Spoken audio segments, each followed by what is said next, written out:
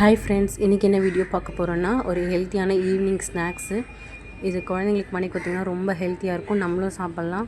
இது நம்ம டின்னருக்கு கூட நம்மளுக்கு சாப்பிட்டோம்னா ரொம்ப ஃபில்ஃபில்லாக இருக்கும். இதுக்கு வந்து வெள்ளை பட்டாணி எடுத்திருக்கேன். வெள்ளை பட்டாணி வந்து 4 hours 5 hours ஊற வச்சு 4 விசில் விட்டு எடுத்து வச்சுருக்கேன்.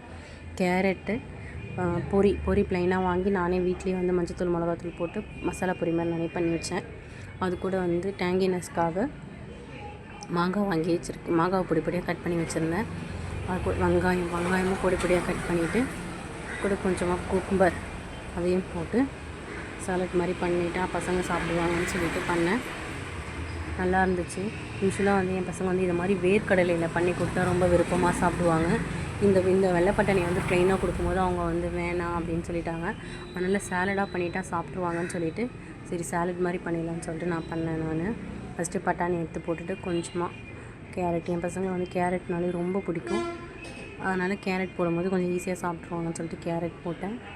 கொஞ்சம் மாங்காய், அப்புறம் வந்து வெங்காயம், குக்கும்பர் எல்லாம் போட்டுட்டு நான் வந்து இதில் வந்து காரத்துக்கு பார்த்திங்கன்னா சில்லி பவுடர் நானே வீட்லேயே பண்ண சில்லி பவுடர் தான் யூஸ் பண்ணுவேன். நான் வெளியிலேருந்துலாம் நான் வாங்குறது கிடையாது.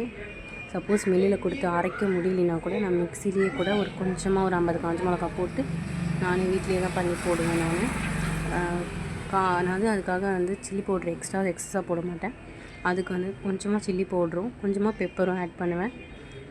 என் பசங்களுக்கெலாம் வந்து பார்த்திங்கன்னா காரம்னாலே மிளகு காரம் தான் அவங்களுக்கு வரும் ஃபஸ்ட்டு. என் பையன்லாம் வெறும் குக்கும்பர் கூட வந்து பெப்பர் அண்ட் சால்ட்டு தான் போட்டு சாப்பிடுவான்.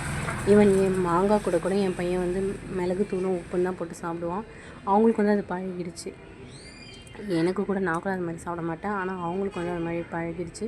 காரம்னாலே அவங்களுக்கு வந்து மிளகு காரம்னு சொல்கிறதுனால. ஏன்னா இந்த மழை காலத்தில் தான் கொஞ்சம் சளி பிடிக்காமல் இருக்கட்டும் அப்படின்றதுக்காக நான் மிளகு பயன்படுத்திட்டேன். நான் மிளகுத்தூள் தான் அதிகமாக போடுவேன், காரத்தூள் அதிகமாக போட மாட்டேன். அதனால் என்னுடைய டேஸ்ட்டுக்கு ஏற்ற மாதிரி நான் போட்டேன். கொஞ்சமாக உப்பு போட்டேன்.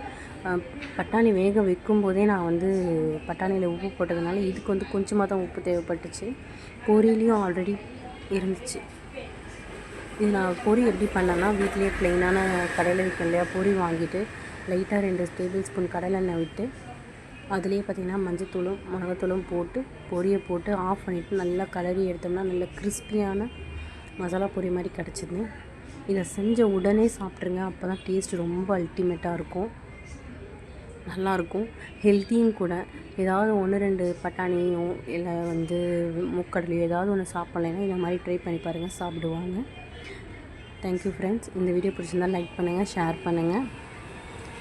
Thank you all.